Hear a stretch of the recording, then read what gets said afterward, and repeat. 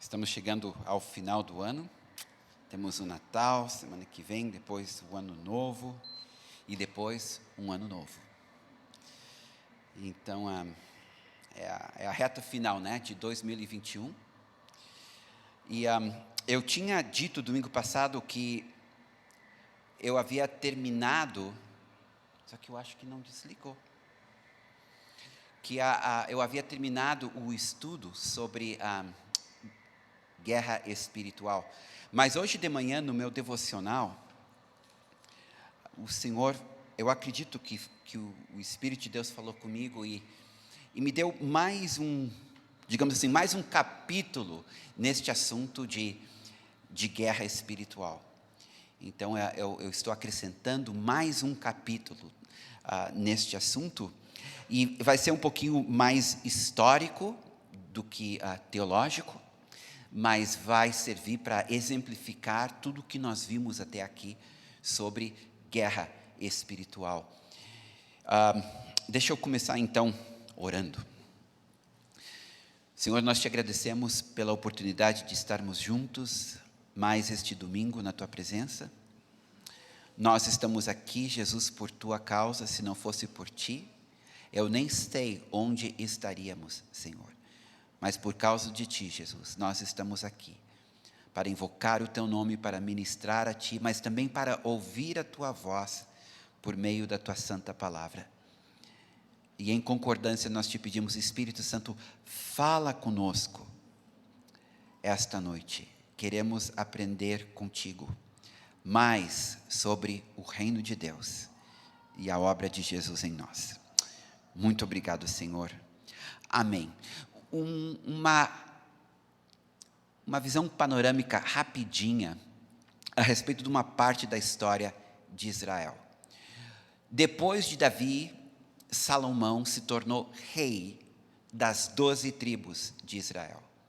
Mas, infelizmente, apesar dele ter começado muito bem, Salomão terminou mal. Ele acabou casando com muitas mulheres e tendo muitas concubinas. Alguns casamentos faziam parte dessas alianças que os reis faziam com outros reinos para manter a paz. Mas, de qualquer maneira, ele acabou casando com muitas mulheres de outras nações que o introduziram ao paganismo. E Salomão se tornou um idólatra, adorando muitos outros deuses, apesar da experiência que ele teve com o Deus vivo dos seus pais. E por causa disso, Deus, então, com a morte de Salomão, Deus dividiu o seu reino. As 12 tribos foram divididas da seguinte maneira: 10 tribos formaram um reino no norte, chamado o reino de Israel, ou de Efraim, e teve como seu primeiro rei Jeroboão. No sul se formou um outro reino, o reino de Judá, formado de 2 tribos, sob a liderança de Roboão. E com o tempo, Israel, as nações do norte, o reino do norte, Israel foi se distanciando cada vez mais do Senhor, até que Deus mandou um juízo, e através do império assírio, estas 10 nações foram levadas cativas, e ficaram apenas 2 tribos no sul, no reino do sul, o reino de Judá. Mas também estas 2 tribos do sul seguiram o exemplo da tribo do norte, e eventualmente Deus também teve que julgar a nação de Judá, e eles também foram levados cativos pela Babilônia. Só que Deus havia profetizado que depois de um determinado período de tempo, Ele traria os judeus de volta para a sua terra. E nós vamos estar falando hoje à noite a respeito deste retorno e o que acontece na medida que eles tentam se restabelecer na sua própria terra e voltar a seguir o Deus vivo. Nesse período de retorno, que eu vou chamar o período pós-exílico, que o exílio foi esse período que os judeus estiveram na Babilônia. O período após este exílio é o período pós-exílico. E nós temos poucos livros que foram escritos depois do exílio. Nós temos o livro de Esdras, o livro de Esther, o livro de Neemias. E nós temos poucos livros proféticos. Nós temos o livro de Ageu, o livro de Zacarias e o livro de Malaquias. E estes são os livros do Antigo Testamento que falam a respeito deste período depois que os poucos judeus que sobraram puderam voltar para a sua terra. Deixa eu abrir aqui.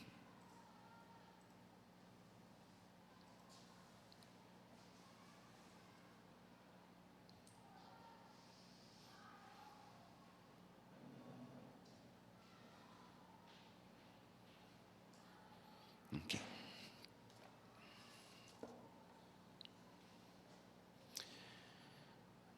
Eu quero iniciar falando sobre 2 profetas que profetizaram antes do exílio, tá? Então, estou voltando no tempo e nós vamos falar sobre 2 profetas que profetizaram o que iria acontecer com a tribo do sul, a tribo de Judá, já que a tribo do norte já tinha sido levada cativa, quando Isaías e Jeremias profetizaram.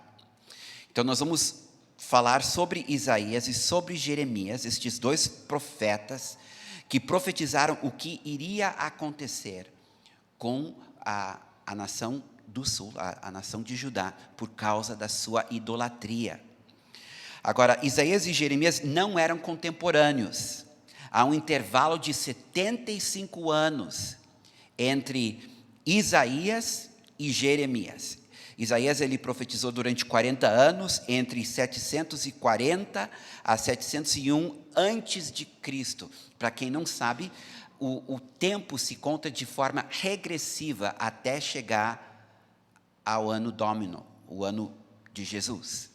Quando Jesus nasce, aquele é o ano 0, e daí se passa a contar de forma progressiva a partir do nascimento de Jesus. Então, hoje nós estamos no ano 2021, entrando no ano 2022, desde o nascimento de Jesus. Agora, quando a gente fala da história antes do nascimento de Jesus, é sempre contando de forma regressiva. Então, veja bem, Isaías, ele profetizou entre 740 antes de Cristo. Agora a gente vai regredindo cronologicamente e vai chegar ao ano 701, que é quando ele termina o seu ministério. Jeremias, ele começa a profetizar em Jerusalém, também mesmo período, 40 anos, mas ele começa em 626 antes de Cristo e termina o seu ministério em 586 antes de Cristo, aproximadamente. E o que há em comum entre estes 2 profetas, Isaías e Jeremias, é a mensagem que os 2 trouxeram, apesar do grande espaço entre o tempo de um e o tempo do outro, a mensagem era a mesma. Nós podemos dividir a mensagem em 4 partes. Eles primeiro denunciaram a apostasia do povo judeu, o afastamento deles do Deus vivo para seguir outros deuses. Segundo, eles chamaram a nação para o arrependimento, chamaram a nação de volta para o Deus vivo. Terceiro, eles ameaçaram o povo judeu de sofrerem juízo da parte de Deus se eles não se arrependessem. E quarto, eles prometeram a restituição da nação após o juízo. Então, quando tu lê Isaías, ele vai estar falando nesses 4 pontos. Depois, quando tu fores ler Jeremias, a mesma coisa, vai estar falando sobre estes 4 pontos. A denúncia da apostasia, chamamento ao arrependimento, ameaça de juízo, promessa de retorno. E eu vou dar um exemplo para vocês no livro de Jeremias. Se vocês que estiverem Bíblias, puderem abrir em Jeremias capítulo 25, começando no versículo 1. O ano é 605 a.C. E esta é a palavra do Senhor vindo da boca de Jeremias. Ele diz: palavra que veio a Jeremias acerca de todo o povo de Judá, no ano 4 de Jeoaquim, filho de Josias, rei de Judá, ano que era o primeiro de Nabucodonosor, rei da Babilônia, a qual Jeremias, o profeta, a todo o povo de Judá e a todos os habitantes de Jerusalém, profetizou, dizendo. Então, o que nós temos aqui nestes primeiros 2 versículos é uma forma de poder identificar o tempo quando esta profecia foi dada. Porque o primeiro ano do reinado de Nabucodonosor já está identificado na história e é 605 antes de Cristo. E olha o que Jeremias vai profetizar. Durante 23 anos, estou lendo no versículo 3 agora. Durante 23 anos, desde o 13º de Josias, filho de Amon, rei de Judá, até hoje, tem-me vindo a mim a palavra do Senhor, e começando de madrugada eu vou-la tenho anunciado, mas vós não escutastes. Também começando de madrugada vos enviou o Senhor todos os seus servos os profetas, mas vós não os escutastes, nem inclinastes os ouvidos para ouvir. Quando diziam: converte-vos agora, cada um do seu mau caminho e da maldade das suas ações, e habitai na terra que o Senhor vos deu e a vossos pais, desde os tempos antigos e para sempre. Não andeis após outros deuses para os servirdes e para os adorardes, nem me provoqueis a ira com as obras de vossas mãos. Não vos farei mal algum se agirem assim. Todavia, não me destes ouvidos, diz o Senhor. Não me destes ouvidos, diz o Senhor. Mas me provocastes a ira com as obras de vossas mãos, para o vosso próprio mal. Portanto, assim diz o Senhor dos Exércitos, visto que não escutastes as minhas palavras, eis que mandarei buscar todas as tribos do norte, diz o Senhor, como também Nabucodonosor, rei da Babilônia, meu servo, e os trarei contra esta terra, contra os seus moradores e contra todas estas nações em redor, e os destruirei totalmente, e os porei por objeto de espanto, de assobio e de ruínas perpétuas. Farei cessar entre eles a voz de folguedo e a de alegria, e a voz do noivo e da noiva, e o som das músicas, e a luz do candeeiro. Toda esta terra virá a ser um deserto e um espanto. Estas nações servirão ao rei da Babilônia 70 anos. Acontecerá, porém, que quando se cumprirem os 70 anos, castigarei a iniquidade do rei da Babilônia e a desta nação, diz o Senhor, como também a da terra dos caldeus, farei deles ruínas perpétuas. Bem, 605 a.C. foi o ano da vitória de Nabucodonosor na cidade de Carquemis. É onde o exército egípcio, juntamente com os remanescentes do exército da Assíria, vieram contra os babilônios e perderam. A partir deste momento, Nabucodonosor se levanta como grande vitorioso e como imperador sobre as nações. A partir, então, desta data, 605, se conta o início do Império Babilônico. Tenham paciência comigo, esse pouquinho de história vai ser necessário para vocês entenderem depois onde eu quero chegar.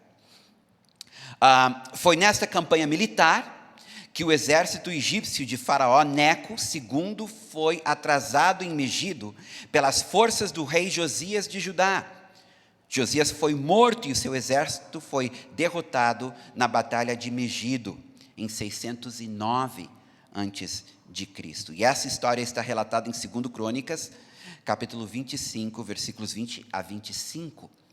O mesmo Josias que Jeremias menciona no início da sua profecia, esse Josias vai ser morto pelo faraó na sua campanha em direção à Babilônia. Josias se levanta, tenta ir a favor da Babilônia e contra os egípcios e acaba morrendo. Vamos voltar agora para a profecia de Isaías. Isaías, que profetizou 150 anos antes do retorno de Israel à terra prometida, ele nos dá a seguinte profecia no capítulo 44, versículo 28. Eu digo a respeito de Ciro, ele está dando nome a um rei que ainda não nasceu, a um rei de uma nação que ainda não surgiu. Ele está profetizando algo que vai acontecer daqui a 150 anos. E ele dá nome a este rei. Ele diz como esse rei vai se chamar. Ele diz, eu digo a respeito de Ciro, ele é meu pastor e cumprirá tudo o que me agrada. Digo também de Jerusalém, será edificada, e do templo seus alicerces serão lançados. Esta profecia é muito importante. No ano 550 a.C., Ciro subiu ao trono da Pérsia. E em 539 a.C., ele conquistou a Babilônia, conforme profetizado por Isaías e também por Jeremias. A Pérsia hoje é chamada de Irã. Essa profecia de Isaías ocorreu em 699 a.C. Em 597 a.C., Jeremias volta a profetizar, e ele profetiza o seguinte, no capítulo 29 do seu livro, começando no versículo 4. Assim diz o Senhor dos Exércitos, o Deus de Israel, a todos os exilados que eu deportei de Jerusalém para a Babilônia. Construam casas e morem nelas. Plantem pomares e comam o seu fruto. Casem e tenham filhos e filhas.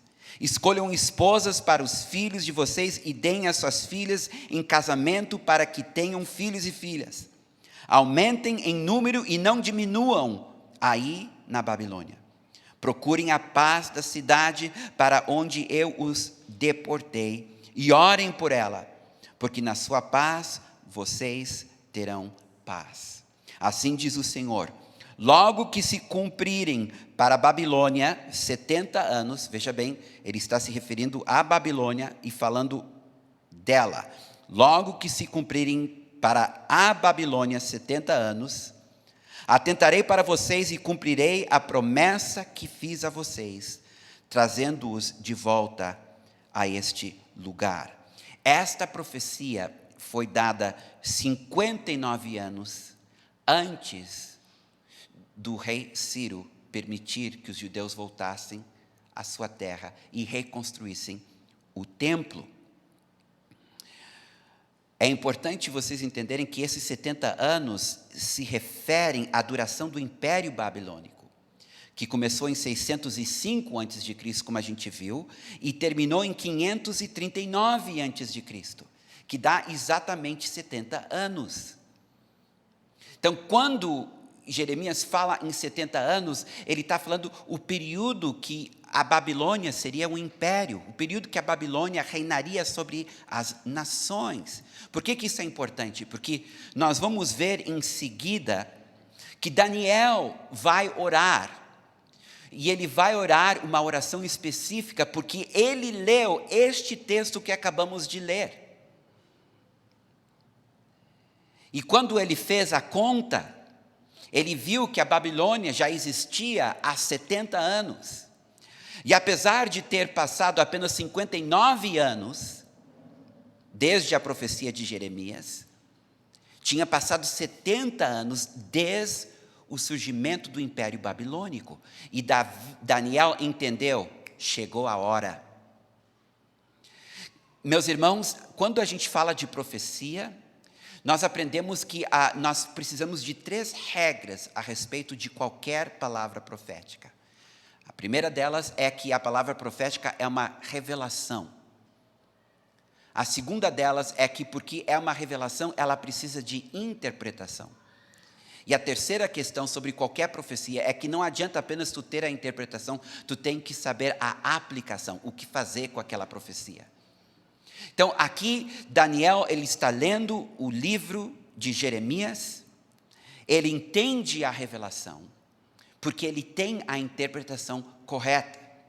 Outros talvez estariam contando o tempo em que Judá estava aprisionada, exilada na Babilônia.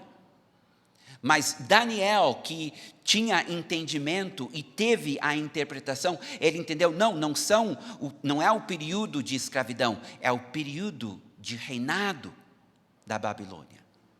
Então ele soube o tempo certo e ele soube o que fazer com esta informação, porque ele começou a orar e jejuar.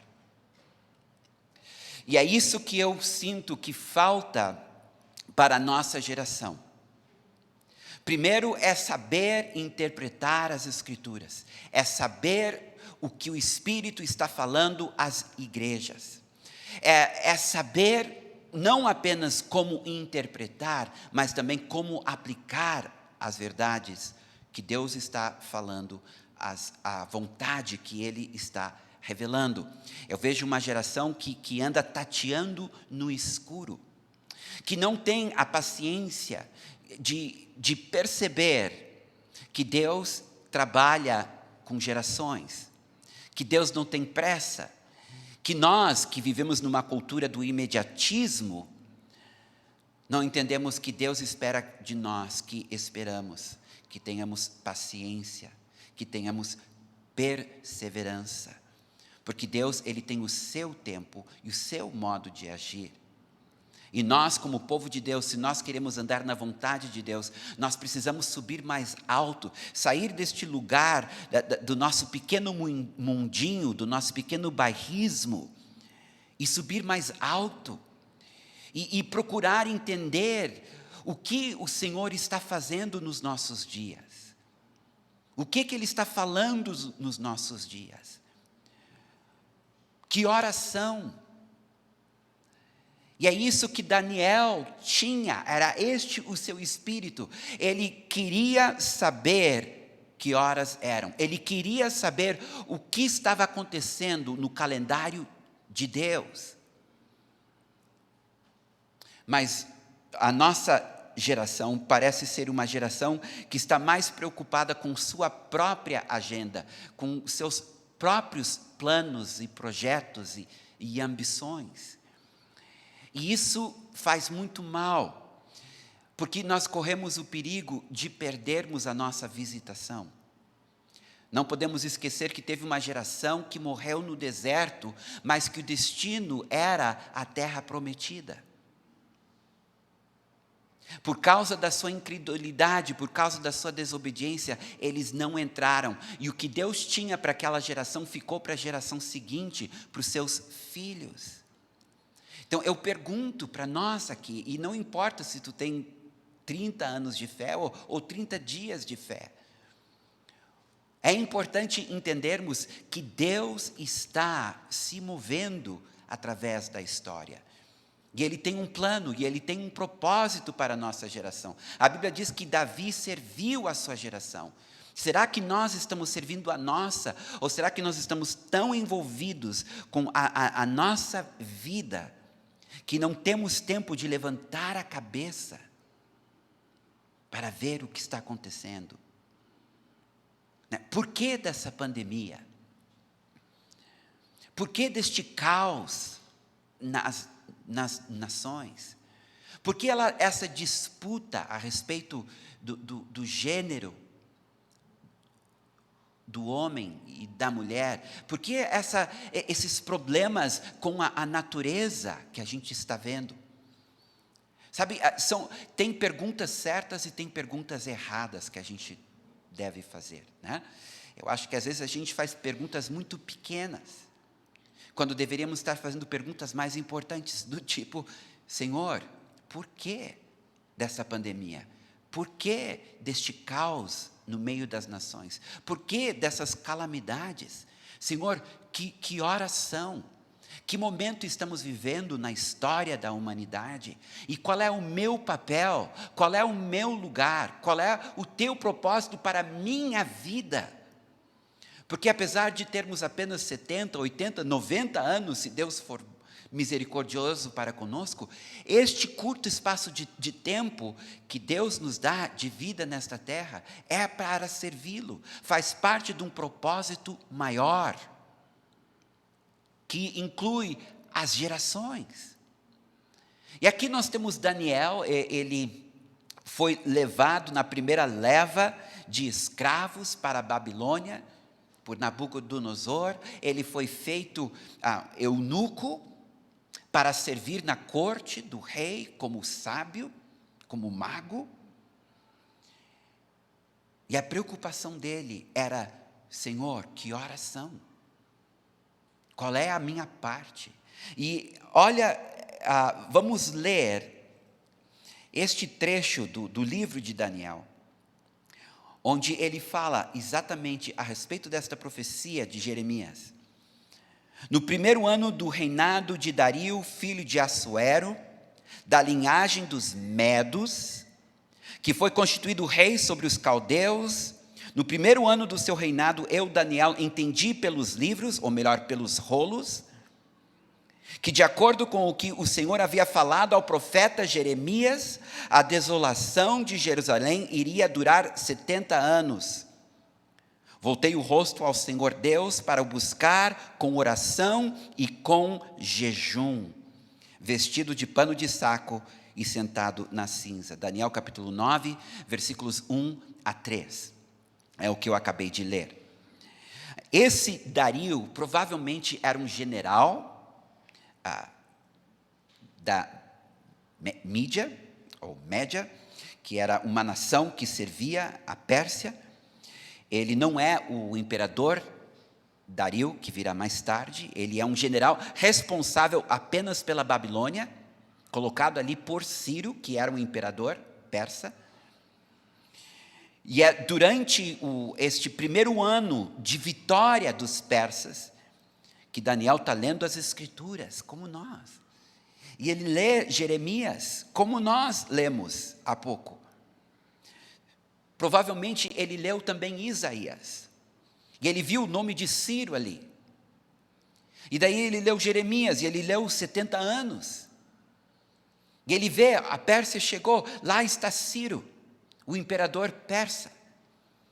E ele fez a contagem do tempo que a Babilônia reinou sobre as nações. E ele disse: chegou a hora. E ele soube como aplicar. Ele começou a orar e jejuar, dizendo: Senhor, está na hora de voltar. Esta oração de Daniel foi feita em 539 a.C., um ano antes de Ciro decretar que o povo judeu pudesse voltar para a sua terra. Eu acredito, meus irmãos, que foi a oração de Daniel que estava alinhado com as profecias e com a vontade de Deus, que fez com que, um ano mais tarde, os judeus voltassem para a sua terra. E eu fico pensando que o que Deus está querendo fazer na nossa geração, no entanto, Ele está aguardando as nossas orações. Porque a Bíblia diz que os céus e os céus dos céus são do Senhor, mas a terra Ele deu ao Filho dos homens. E Ele prometeu para os seus discípulos: o que vocês amarrarem aqui na terra será amarrado nos céus, o que vocês desatarem aqui na terra será desatado nos céus. Existe uma cooperação entre a terra e o céu naquilo que Deus quer fazer. Ele é soberano, mas Ele decidiu agir por meio do homem. Exatamente porque Ele é soberano, é que Ele pode determinar tal coisa. Eu vou agir em conjunto com o homem. É a sua soberania que lhe dá esse direito. Então tem coisas que o Senhor quer fazer, pode fazer, mas que Ele aguarda a igreja concordar com Ele. Teve um Simeão que orou pela vinda do Messias. Teve uma Ana que orou pela vinda do Messias. Naquela época, muitos entendiam que o Messias deveria voltar por aquele período. E, de fato, o Espírito disse para Simeão: olha, tu não vais morrer antes de ver o Messias.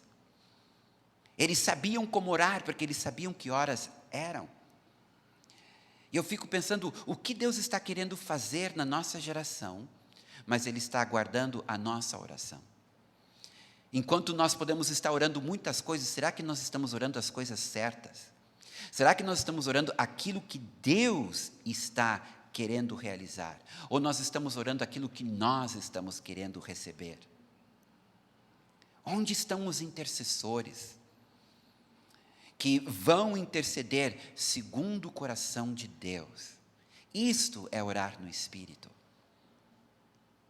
É orar segundo o coração de Deus. É entrar em parceria com Ele através da oração. E foi o que Daniel fez.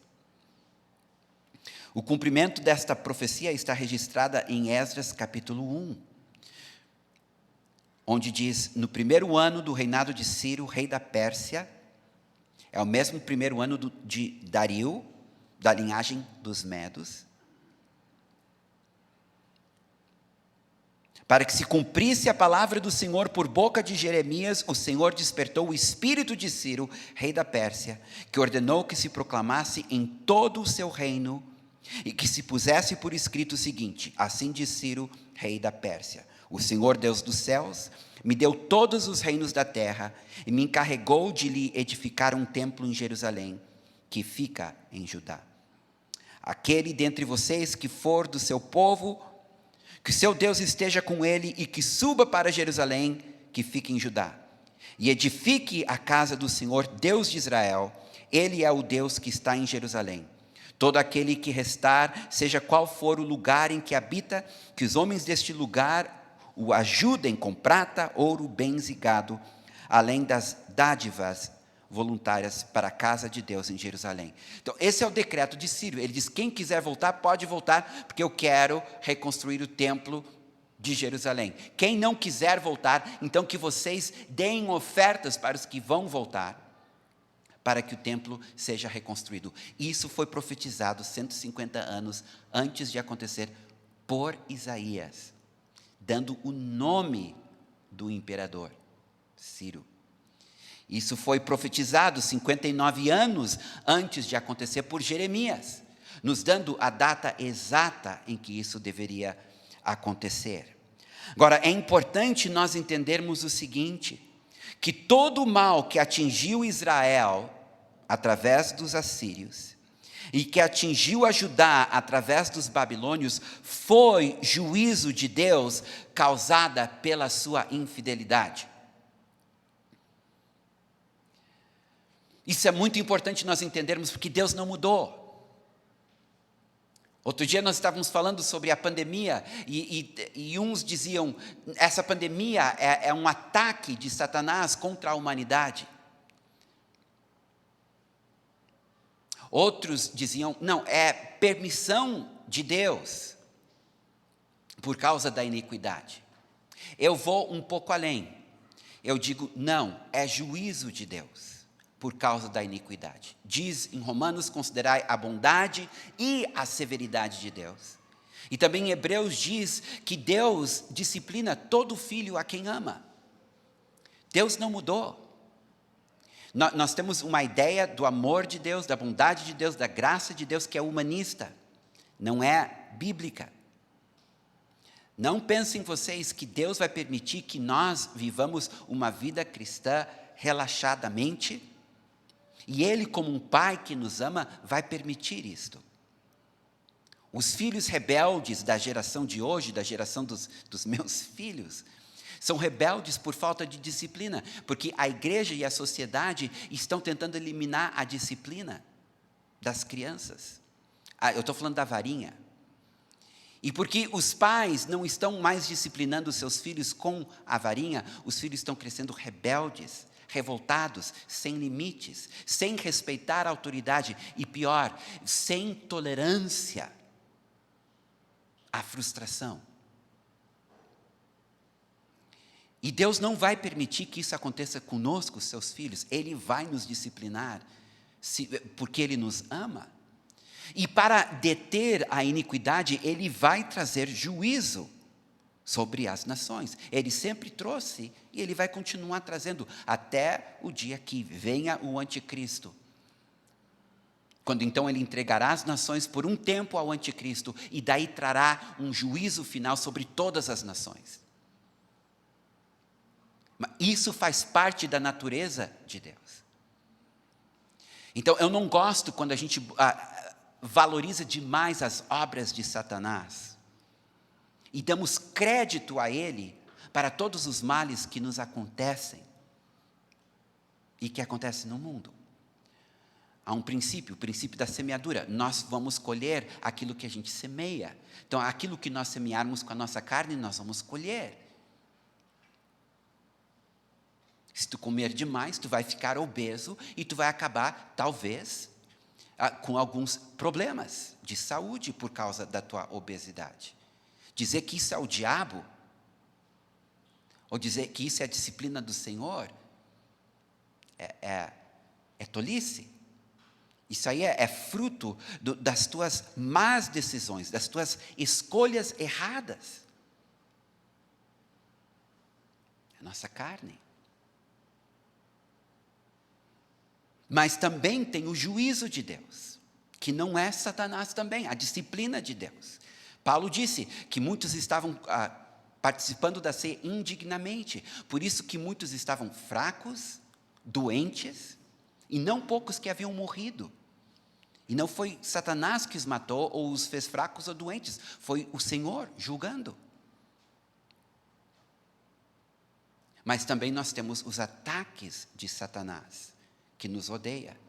Então, se tudo o que aconteceu para os judeus antes do exílio, antes de serem levados para a Babilônia, e tudo o que aconteceu com eles naquele período de 70 anos, se tudo isso era juízo de Deus, tudo o que acontece depois que eles voltam para a sua terra, não é juízo de Deus, mas oposição das trevas.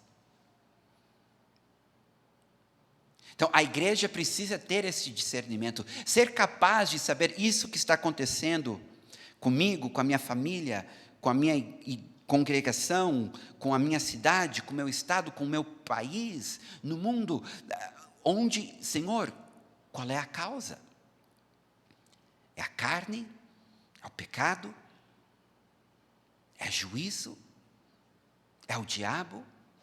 De onde vem? E de que forma devemos orar? De que forma devemos clamar? A igreja precisa saber discernir entre estas fontes de aflição. Agora, quando nós falamos sobre o período pós-exílio, nós vamos ter alguns nomes importantes. Por exemplo, a primeira leva de emigrantes que voltam para Jerusalém em 536 a.C., foram levados de volta por Zorobabel e Josué. Zorobabel era descendente de Davi, e ele voltou com o seu povo como governador, não como rei, mas como governador, debaixo da autoridade de Ciro. E Josué era o sumo sacerdote, e eles haviam voltado a mando de Ciro para reconstruir o templo. É no período de Zorobabel e Josué que nós temos os dois profetas, Ageu e Zacarias, profetizando.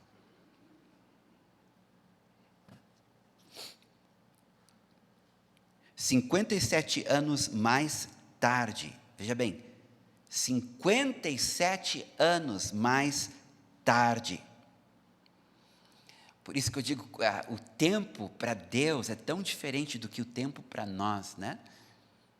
57 anos depois de Zorobabel ter voltado a Jerusalém, com a primeira leva de judeus, nós temos a história de Ester. Ester intercedendo pelo povo judeu em 479, quando agora o rei persa era o rei Xerxes. E nós conhecemos essa história muito bem, da Esther, de Amã e Mordecai. Agora, se nós avançarmos no tempo, nós temos, depois de Esther, 21 anos depois de Esther, 78 anos depois de Zorobabel, nós temos a história de Esdras, que era um rabino, um escriba, que voltou para Jerusalém, para ajudar o povo a se organizar espiritualmente. 14 anos depois de Esdras, 92 anos depois de Zorobabel, Neemias volta para Jerusalém, desta vez para reconstruir os muros e a cidade. Então, é um tempo muito longo, vocês não concordam comigo? É um tempo muito longo, 92 anos ao todo, entre o decreto de Ciro até a reconstrução de todas as coisas em Jerusalém, começando com o templo, depois os muros, depois a cidade, 92 anos. E nós temos então em ordem, Zorobabel e Josué, Esther, depois Esdras, depois Neemias. São 5 imperadores persas que reinam durante este período. E agora o que eu quero fazer é falar com vocês a respeito do tipo de oposição que desde Zorobabel até Neemias o povo judeu teve que enfrentar. Porque eu quero lembrá-los que eles não estão mais debaixo de juízo, mas debaixo de favor. Eles não estão mais em desobediência, mas eles estão em obediência. Todo o mal que eles sofreram antes era porque eles tinham abandonado o Senhor.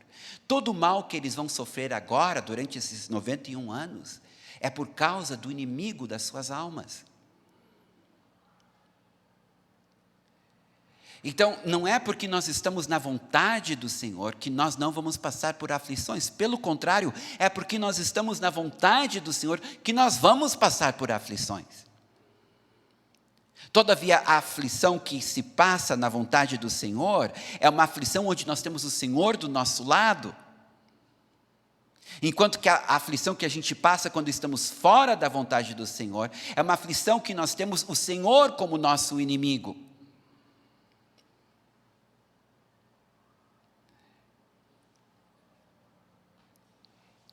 Se vocês puderem abrirem suas Bíblias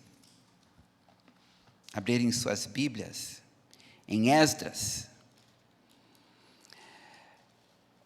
O livro de Esdras, ele vai tratar de 2 períodos, o período de Zorobabel e o período em que ele também, 78 anos depois, volta para Jerusalém. Então nós vamos ter essas 2 histórias neste único livro.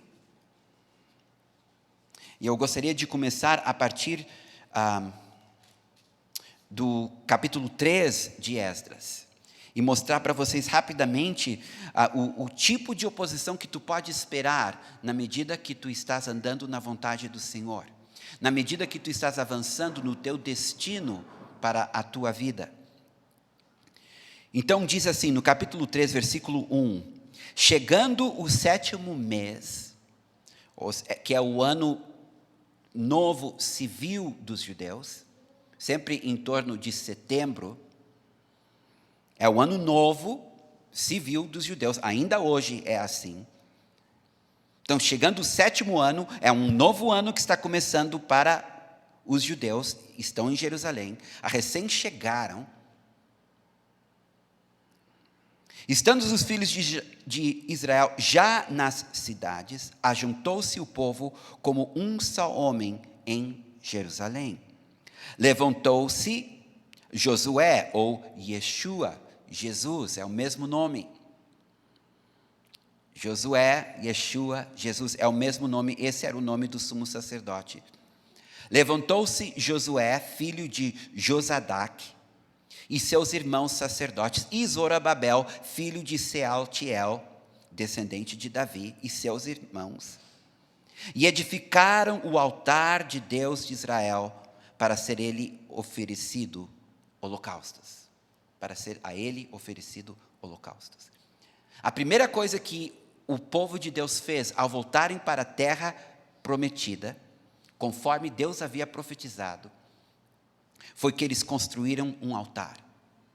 E nós sabemos que o altar, na Bíblia, tem dois sentidos espirituais. O altar fala primeiramente da cruz, do sacrifício do Cordeiro pelos nossos pecados. Mas o altar também fala da oração, do incenso. Nós temos o altar de sacrifício, mas nós também temos o altar de incenso. Então, a primeira coisa que para nós, quando nós estamos reconstruindo as nossas vidas, reconstruindo os nossos ministérios, reconstruindo a casa de Deus, entrando no seu propósito para a nossa geração, a primeira coisa, precisamos voltar para a cruz. E precisamos voltar a uma vida de oração e jejum. É simples. Mas esta é a ordem correta. Pulando para o versículo 6. Desde o primeiro dia do 7º mês, começaram a oferecer holocaustos, porém ainda não estavam postos os fundamentos do templo, não havia alicerce ainda do templo. Depois diz no versículo 8, no 2º ano da sua vinda à casa de Deus em Jerusalém, tu vê, um ano já se passou. No 2º mês, Zorobabel, filho de Sealtiel, e Josué, filho de Josadaque, e os outros seus irmãos sacerdotes e levitas, e todos os que vieram do cativeiro a Jerusalém, começaram a obra da casa do Senhor, e constituíram levitas na idade de 20 anos para cima, para a superintenderem. Isso é muito importante, porque nós sabemos o que significa o alicerce, espiritualmente falando. A Bíblia diz que não pode haver outro alicerce, outro fundamento que não a Cristo. Paulo escreveu. Ele é o nosso alicerce. Se nós construímos em cima de qualquer outra coisa que não seja Jesus, vai ruir, vai vir a tempestade e vai ruir. Essa pandemia trouxe isso à tona no mundo inteiro. Igrejas que fecharam, pastores que desistiram dos seus ministérios, pessoas que voltaram para o mundo, porque o alicerce das suas vidas não era Jesus, era outra coisa. Jesus tem que ser o alicerce. Mas também é interessante que a Bíblia fala que o alicerce também é a palavra de Deus. Em Hebreus capítulo 6, versículos 1 a 2, fala dos fundamentos da fé. Os princípios elementares de Cristo, que são o alicerce da nossa vida. E como é importante, junto com a oração, juntar a palavra de Deus, a leitura, a familiaridade com a palavra de Deus. Então nós temos a cruz e nós temos Jesus. Temos que olhar para a cruz. Mas Jesus, ele não ficou na cruz, ele morreu, mas ele ressuscitou e ele ascendeu aos céus, ele está na glória e ele vai voltar, ele está vivo. Cristo em nós, a esperança da glória. Então, Jesus tem que ser o centro. Enquanto Jesus é o centro da nossa vida e a sua obra na cruz é o centro da nossa vida, nós temos que ter como disciplinas a oração e a leitura da palavra, mas uma leitura onde nós vamos praticar aquilo que se aprende. No versículo 10 diz, quando os edificadores lançaram os alicerces do templo do Senhor, apresentaram-se os sacerdotes, paramentados, e com trombetas, e os levitas, filhos de Asaf, com símbolos, para louvarem o Senhor, segundo as determinações de Davi, rei de Israel. Cantavam alternadamente. Aqui é a sala de oração sendo reestabelecida. Aqui é o louvor. O papel do louvor na reconstrução da casa do Senhor. Nós temos, então, a oração, nós temos a palavra, nós temos Jesus e a cruz como centro do nosso foco, da nossa atenção e da nossa ambição. E daí nós temos o louvor. Essa capacidade e esse privilégio que Deus nos dá de ministrar a Ele, antes de ministrar a qualquer outra pessoa. A Ele. Então, vejam bem, nós temos aqui um grupo de judeus, não é um grupo muito grande,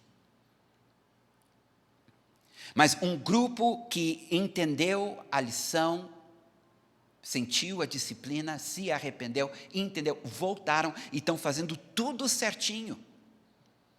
Estão fazendo tudo conforme o desejo do Senhor.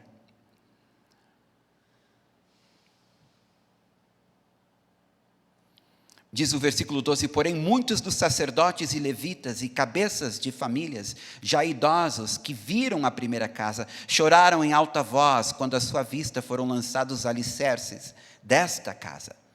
Muitos, no entanto, levantaram as vozes com gritos de alegria, de maneira que não se podiam discernir as vozes de alegria das vozes de choro do povo, pois o povo jubilava com tão grandes gritos que as vozes se ouviram de muito longe. E aqui é interessante, nós temos uma geração que nunca experimentou certas verdades espirituais.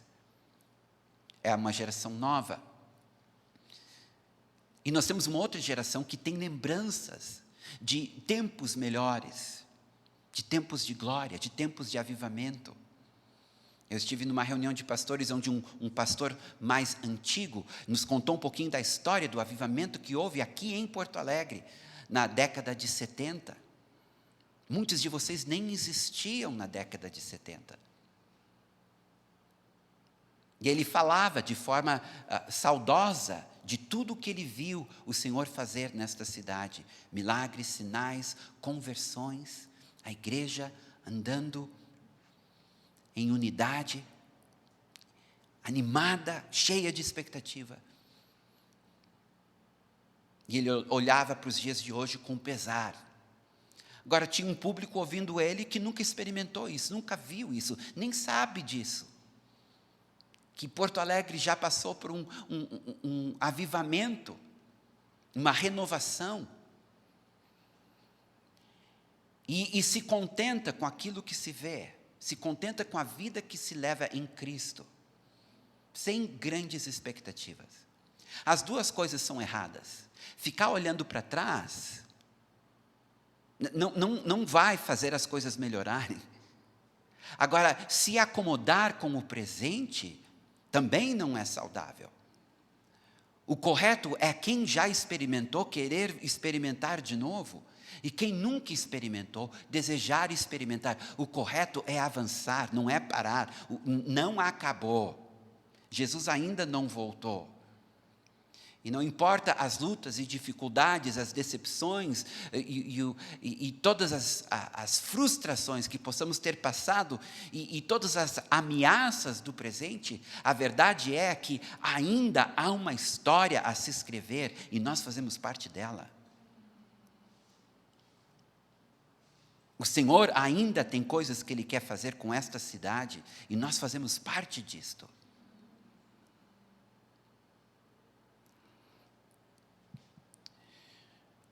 No capítulo 4 de Esdras, versículo 1, acontece uma coisa muito interessante. Ouvindo os adversários de Judá. Sabia que a palavra adversário em hebraico é Satanás?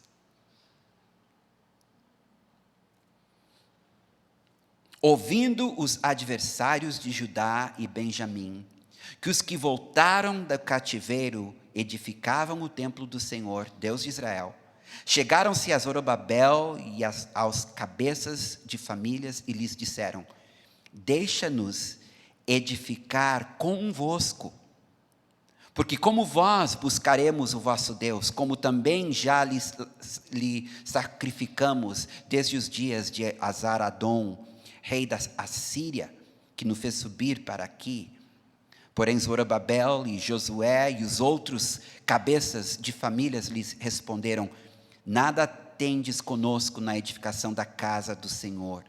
Nós mesmos sozinhos edificaremos a casa de Deus, o Deus de Israel, como nos ordenou Ciro, o rei da Pérsia.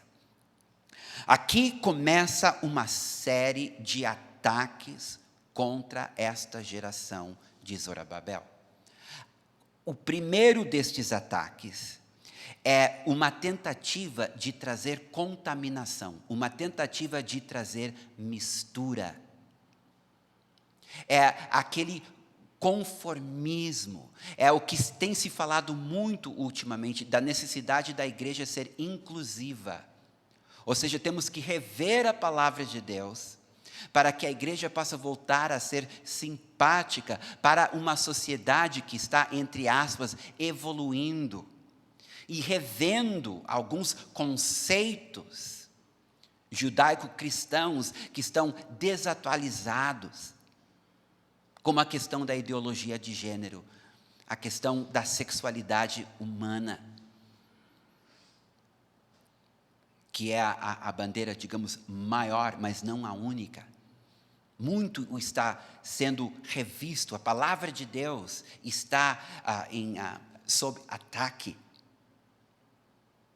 E as verdades neste livro estão sendo questionadas. Então, a primeira coisa é contaminação, é mistura. E a mistura, ela traz confusão, a mistura, ela traz rivalidade, a mistura, ela traz inveja, a mistura, ela traz divisão. E o que a igreja mais precisa nos dias em que vivemos é voltar à simplicidade que há em Cristo Jesus. A simplicidade e pureza que há em Cristo Jesus, diz Paulo.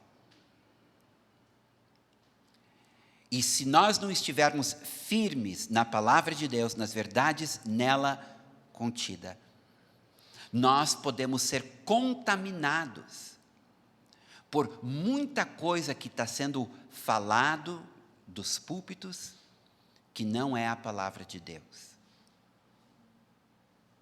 E isso é muito perigoso. Isso é muito perigoso. Estamos vivendo dias onde nós precisamos nos purificar ainda mais, onde precisamos nos separar ainda mais, onde precisamos nos posicionar ainda mais. Quando a igreja começa a adotar as ideologias deste mundo, nós estamos fazendo o contrário daquilo que Paulo disse em Romanos 12. Não vos conformeis com este século, mas transformai-vos pela renovação da vossa mente. E como é que a nossa mente é renovada? É alinhando ela com a palavra de Deus.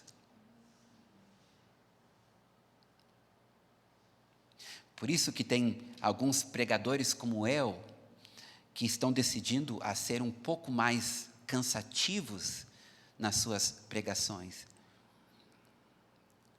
indo mais a fundo naquilo que a palavra de Deus diz, ao invés de estar alimentando o ego.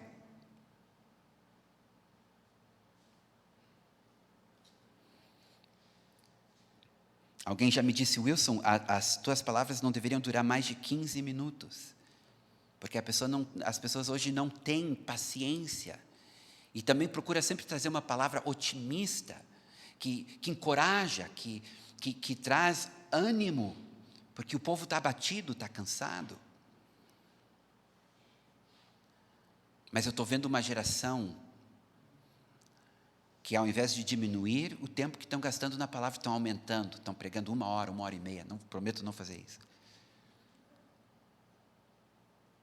E que, ao invés de falar palavras que aquecem o coração, estão falando arrependimento.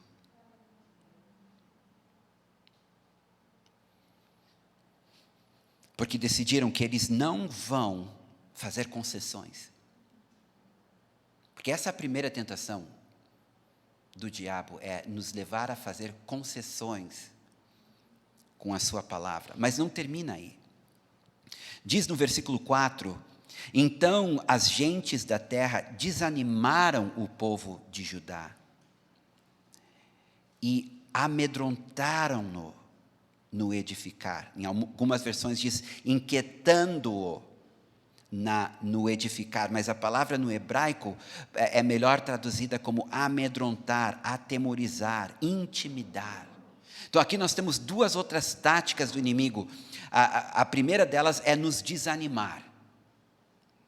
Porque o desânimo traz desencorajamento, tira a motivação, tira a força, tira o entusiasmo, nos para. Então o inimigo ele vai procurar fazer coisas na tua vida para te desanimar, para te desencorajar, para fazer tu parar. Se isso não funciona, ele vai tentar te intimidar, ele vai trazer medo, porque o medo paralisa. Então ele vai trabalhar nas tuas emoções, ele vai trabalhar nos teus pensamentos para tentar te intimidar. Te fazer viver preocupado, nervoso, amedrontado com o presente e com o dia de amanhã. Mas não termina aí. Diz no versículo 5, que alugaram contra ele servidores públicos para frustrarem o seu plano. Todos os dias de Ciro, rei da Pérsia, até o reinado de Dario, rei da Pérsia. Então, aqui nós temos uma outra tentativa do inimigo, que é nos frustrar. Eu não sei quanto a vocês, mas eu sou bem familiarizado com esta palavra, que tu tenta uma coisa e não dá certo, tu tenta outra coisa e não dá certo, tu tenta outra coisa e não dá certo. Parece que as portas ficam fechando na tua cara. Quando finalmente parece que tu está conseguindo progredir, de repente tudo desaba. Tu paga um alto preço e no final do dia tu colhe vento. O inimigo, ele vai tentar nos frustrar, para nos fazer parar. Vejam bem que todas essas táticas, contaminar, desanimar, intimidar, frustrar, são táticas para nos parar. Fazer desistirmos de orar e jejuar. Fazer-nos desistirmos de meditar na palavra de Deus e crer nela e obedecer ela. Tentar fazer com que paramos de louvar. Eu conheço pessoas que são adoradores, que pararam de adorar, pararam de ministrar ao Senhor. Fizeram como os cantores que foram levados cativos para a Babilônia, penduraram os seus instrumentos musicais. Acontece que não estão mais na Babilônia.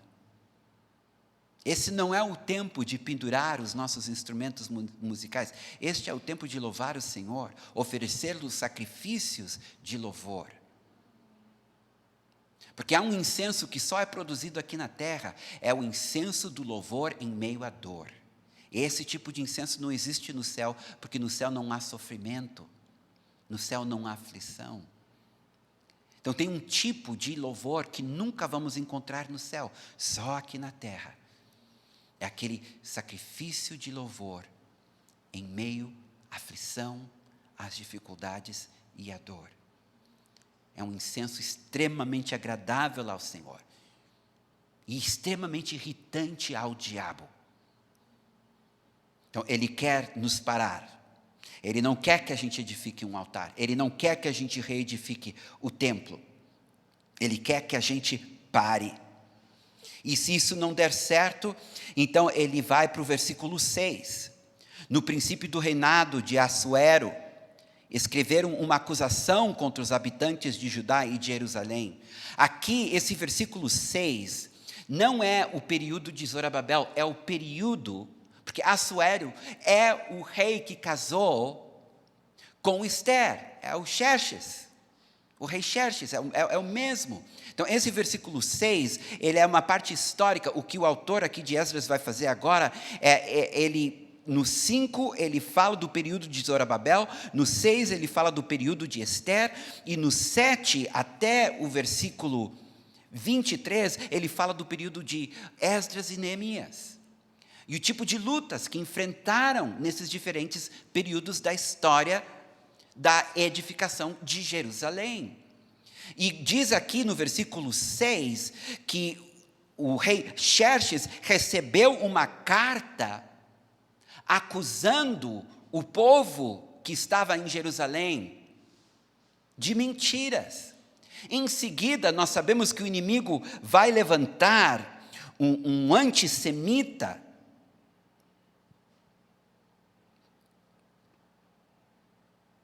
eu esqueci o nome dele agora, Amã.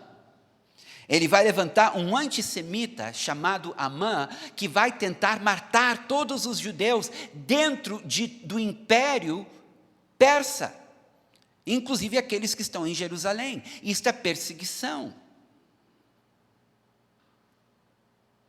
Mas veja bem, primeiro a acusação. Vem uma carta de Jerusalém acusando. E dentro da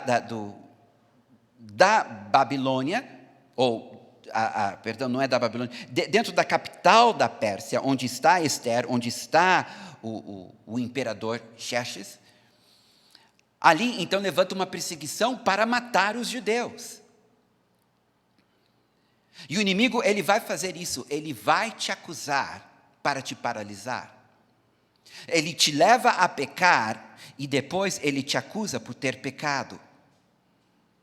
Ele nos faz sentir desqualificados por causa das nossas fraquezas e das nossas dificuldades de viver uma vida de acordo com as Escrituras.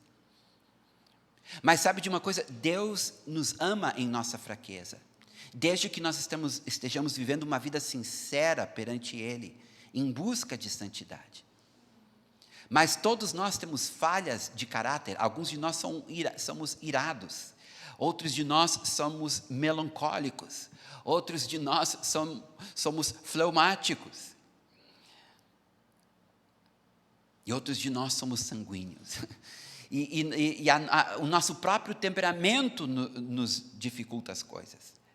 Temos mágoas, temos tristezas, temos traumas, temos falhas de caráter. No entanto, nós estamos tentando servir o Senhor. Nós estamos tentando fazer a sua vontade. Nós queremos ser pessoas melhores. Nós não estamos brincando com a graça. No entanto, nós tropeçamos sobre os cadarços das nossas falhas de caráter. E o inimigo vem e ele nos acusa. E ele diz assim, tu não pode orar porque tu é um hipócrita. Tu não pode ler a Bíblia porque tu é um hipócrita. Não pode louvar, porque tu é um hipócrita. Para de ir na igreja, porque tu é um hipócrita. Acontece que são exatamente estas coisas que vão te fortalecer e te fazer vencer o pecado. O Espírito de Deus nunca vai dizer, para de procurar a Jesus, porque tu não tem jeito. É o diabo que diz, para de procurar Jesus, porque tu não tem jeito.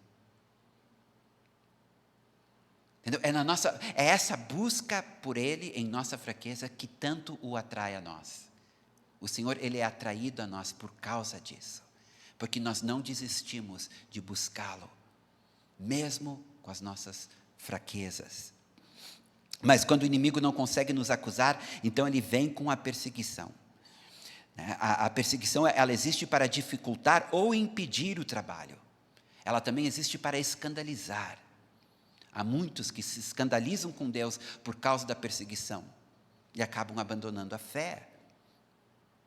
É a semente que cai em meio, se eu não me engano, em meio aos espinhos, que as dificuldades da vida. Porque há muitos tipos de perseguição. A gente conhece aquelas nações nações muçulmanas ou então nações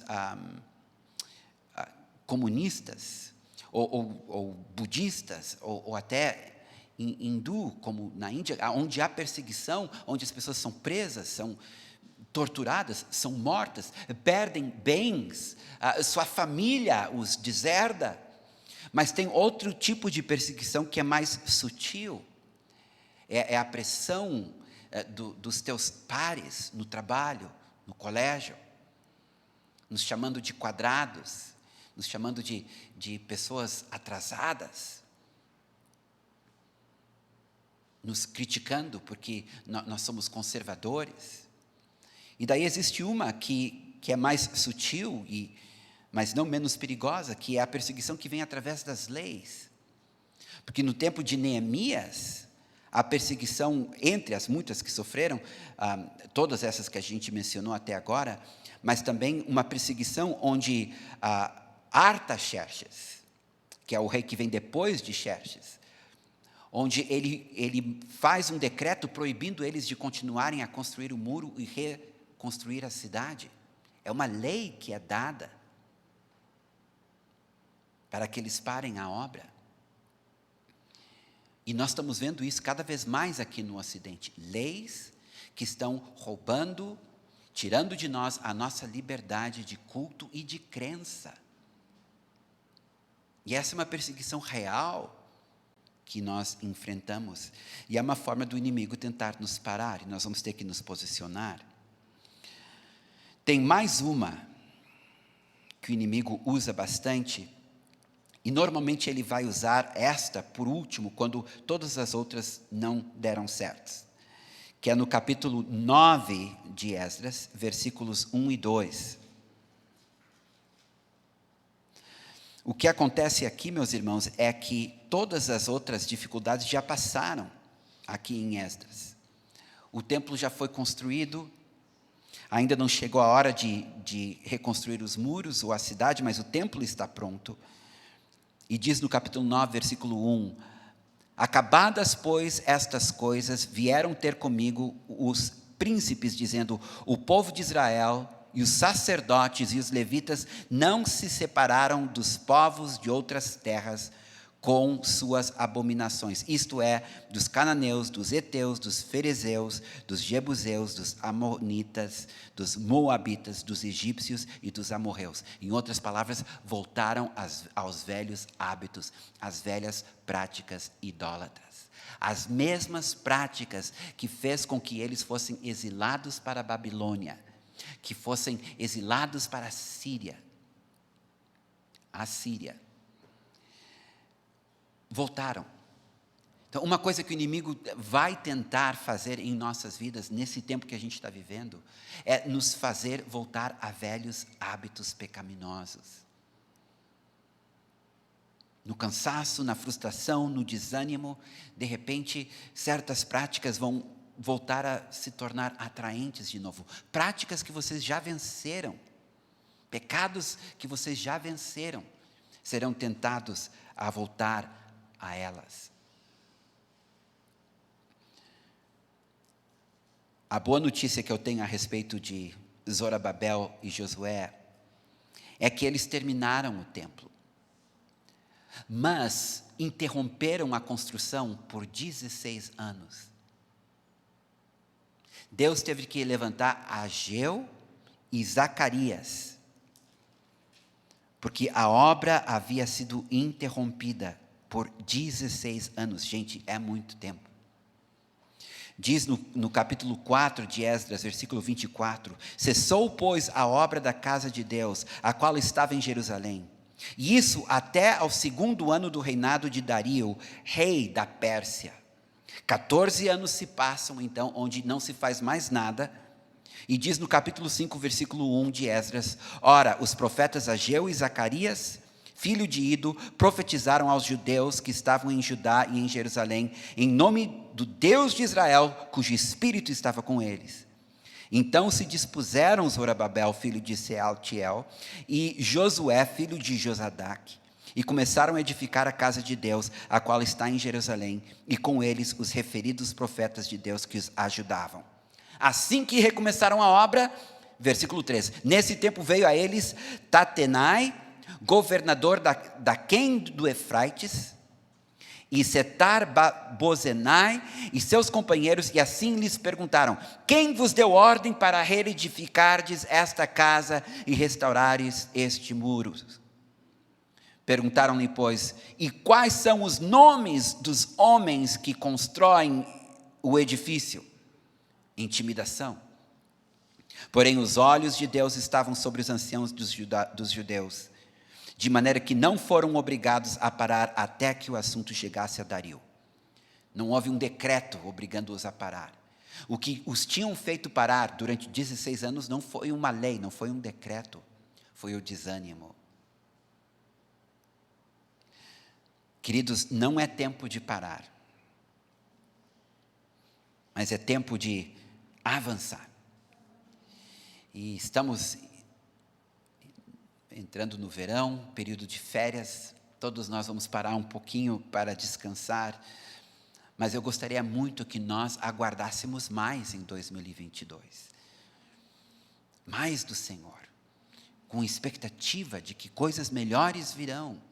Eu não sei se essa pandemia vai terminar agora ou se vamos ter mais um ano com essa nova variante que está por aí, o que está acontecendo em outros países.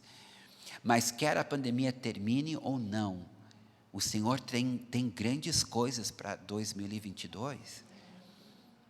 O que nós não podemos fazer é nos acomodar, é parar. Porque, incrível que pareça, é possível parar. 16 anos eles pararam. 16 anos eles perderam. Que esta não seja a tua história, mas que possamos continuar e ver a glória do Senhor. Amém? Vamos ficar de pé.